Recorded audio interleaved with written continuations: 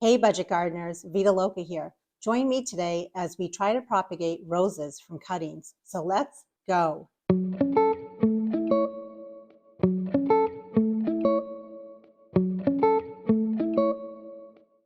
It is early January. It is a perfect time to be taking what's called hardwood cuttings. I made a few videos recently. You should definitely check them out if you haven't already. One specifically talks about hardwood cuttings. What are they? Which kind of plants you can take them from and which ones you can't take them from. I also made a few videos on how to take hardwood cuttings from forsythias as well as hydrangeas.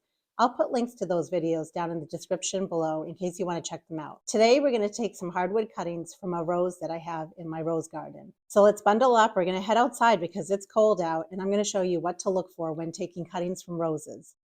I call this my rose garden. It's a circular garden. My kids used to have a pop-up pool in this area. I'm planning to take a number of cuttings from a bunch of roses in this bed during the winter months. But before we take our cuttings, I want to show you how beautiful this garden bed looks, starting with in the springtime when all the daffodils are blooming. And then when the roses start blooming, boy, they look so pretty. They bloom all the way until the first number of frosts that we have. Okay, so now I want to show you what to look for, what not to look for your rose cuttings.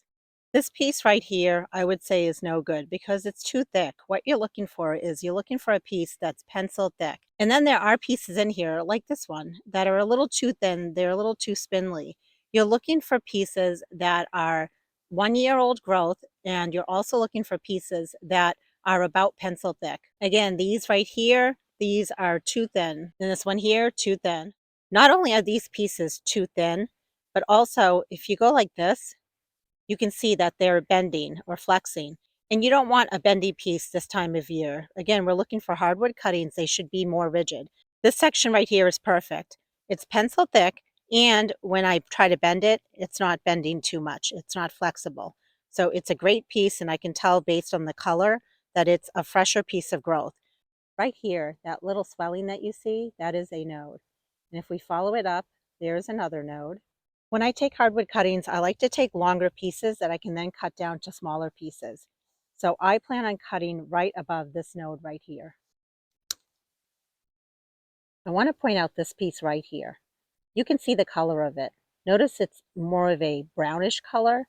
That's not what you're looking for. You're definitely looking for newer growth, and you want it to be green color. You want it to be pencil thick.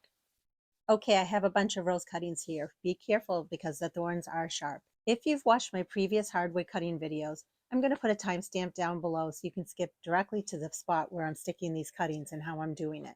However, if you haven't watched any of my other videos or you need a refresher on the basics of hardwood cuttings, watch this whole video because there's a lot of important steps that you don't want to miss. Oh, and friendly reminder, don't ever propagate plants that have a patent or a trademark to them, especially if you plan on selling the plants. Best time to take hardwood cuttings is either in the late fall or early spring or any time in between, basically when a plant is dormant and when it's dropped its leaves. What I'm planning to do is I'm going to be taking a lot of cuttings in the late fall, during the middle of the winter, as well as during the early spring months, because I want to see which of my hardwood cuttings do the best. A lot of people say that the best hardwood cuttings that have success are the ones that are taken during the early spring months. But I feel like winter is so long and sometimes it's nice to experiment, which is why I'm going to be taking my hardwood cuttings during different times of the season. It's important to know a couple of key things when you're taking your hardwood cuttings. The first thing is to know what is considered a node. A node is also referred to as a leaf joint, bud, or bud union, and it's where the leaf breaks out from the stem. When you're taking your hardwood cuttings, it's important to take the right type of cutting. What you're looking for is fresh this year's or 1 year growth, which is light brown or red in color. Normally, it's not going to be a dark gray color because typically that will be the older growth from previous years. You also want to avoid taking any thin or wispy stems that are going to be weak. In terms of the thickness of your cutting, it's best if it's about as thick as a pencil, and I prefer to take cuttings that are straight. I don't want a bunch of cuttings that are curving one way or the other. For a cutting instrument, I like to use hand pruners. Just make sure that they've been sterilized, and I like to sterilize mine with rubbing alcohol. When it comes to the size of your cuttings, you can definitely start with large cuttings and then cut them down to size. or you can cut them to the exact size that you want them to be. A good general recommendation on what size your cutting should be that you're going to be sticking should be somewhere around 8 to 12 inches. When I am taking my cuttings, I prefer to take the cutting right above a leaf node. I don't want to just take it willy-nilly wherever I want. It's not required, but if you do want to keep it nice and tidy on your plant, then you definitely want to cut right above a leaf node. It's very important to know which side is up on your cutting. In other words, if you plant your cutting upside down, it's not going to do anything for you. So as you're collecting your cuttings, do something that will make it easier for you to remember which side is the top and which side is the bottom. Also, if you're going to be collecting a variety of cuttings from different plants, make sure you keep them labeled or organized in a way so you don't forget what is what. Oftentimes when it comes to cuttings, you hear about the term sticking the cuttings. Well, what does that mean? It's basically taking the cutting and sticking it into something so that it can grow. Some options are you can stick your cuttings in the ground or in a trench. And you only want to be doing that if your ground hasn't frozen. But if you're going to just be putting the cuttings somewhere in your landscape, in a flower bed, make sure you label the cutting. You don't want to forget it because come springtime, it might just look like a stick to you. Another option is you can stick your cuttings in some sort of a container or pot. The key is make sure that that container or pot has drainage holes in the bottom of it. It can really be any size that you want. You could even try something like a large plug tray. For your potting media or soil that you're going to be using, you want to make sure that you pick something that is well draining, but also that can retain moisture. And then finally, it needs to be something that can support those stems that you're going to be sticking into it. My experience in the past is potting mix has worked for me. It's nice to use something that is either peat moss or cocoa coir based mixed with some perlite. I've seen some people use just plain old coarse sand and they have basically a holding area or a holding bed that's almost like a raised bed out in their yard, and they just stick their hardwood cuttings in there. When I've done hardwood cuttings in the past, I've just used a plain old pot, and that's what I'm going to use this time. So the first thing you would want to do is you would want to fill your pot with the potting medium that you're going to use, which for me is used potting mix. And then you want to just make sure you remove any air pockets, but don't overly compress the potting mix.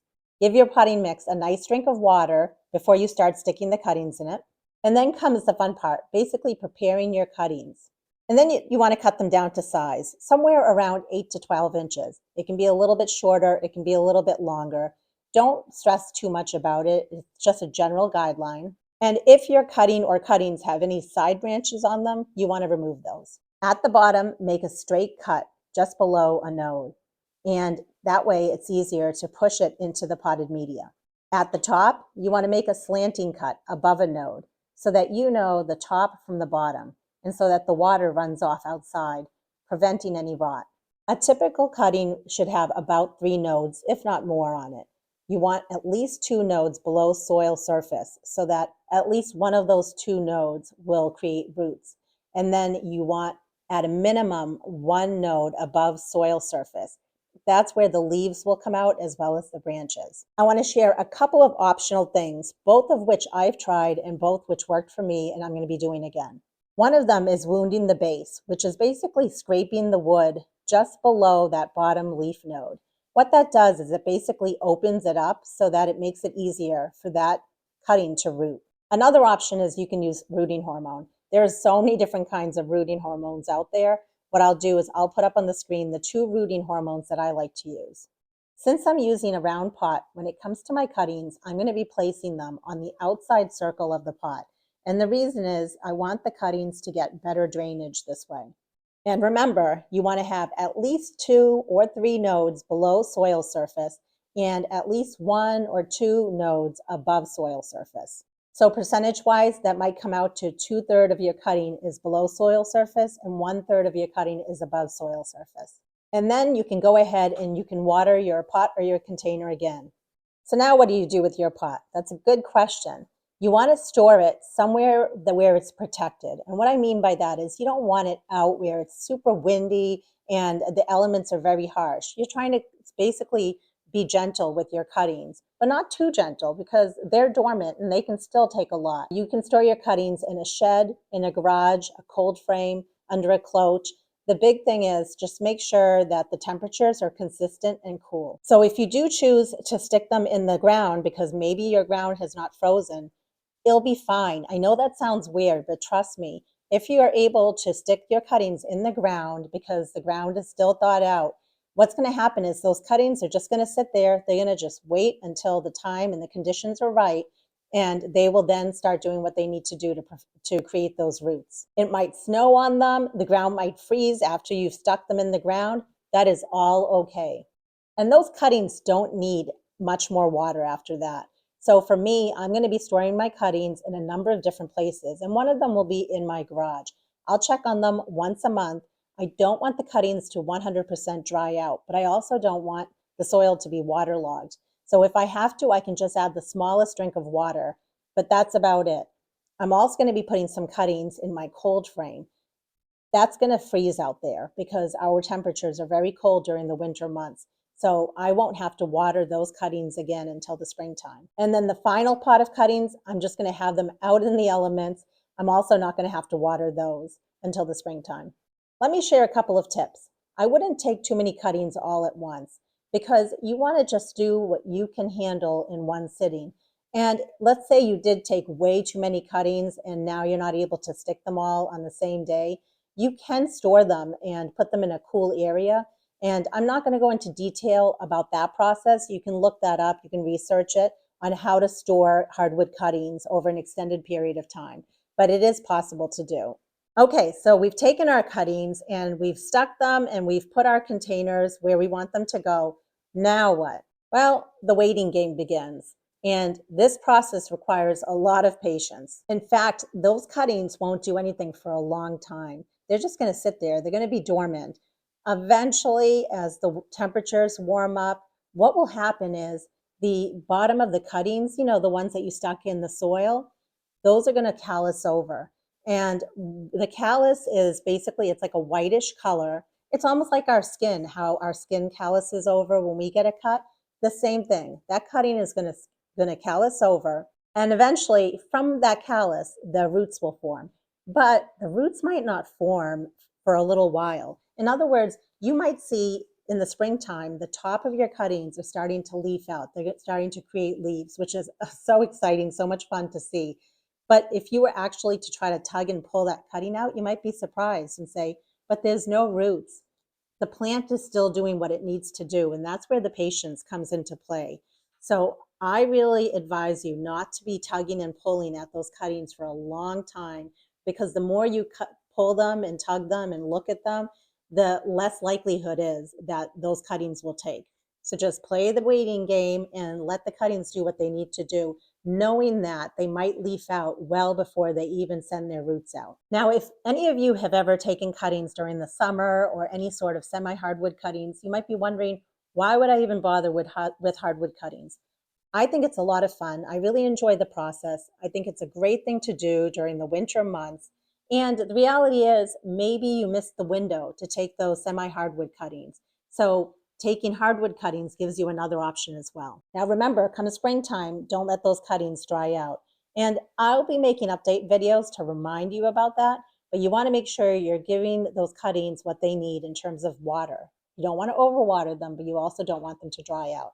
You may end up having to water them almost every day, in fact. And those cuttings that I'm going to be putting inside of my cold frame, come springtime, as the temperatures start heating up, I don't want those cuttings to fry. So I am going to have to open up the cold frame a little bit each day during the daytime, just so that it doesn't get too hot inside of the cold frame. And those cuttings that I'm going to have in my garage, I'm going to eventually have to harden them off and get them used to the outdoor elements. Remember when I talked about being patient?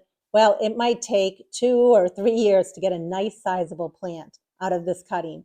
I think it's worth the process. I think it's a lot of fun to watch a small little piece of a cutting turn into a nice established plant. It just will take a little while. So definitely know that and be patient about it. And when it comes to transplanting that cutting, it might not be until late summer, if not the following season. So it's going to be a little while before you have to worry about transplanting it. I really hope you enjoyed that video. I'll be making follow-up videos to show you what's next, what to look for when it comes to the roses after they've rooted, and potting them up, and then eventually placing them out in the landscape. And I'm curious, have you ever propagated roses from cuttings? If so, how did you do? What method did you use? And did it work for you or did it not? I'm not the only one that learns from your comments. There are other people that read the comments and they love learning from those as well. And I love the community that we have when it comes to sharing in the comments section. So thank you for that. And until the next video, make it a great day with gardening.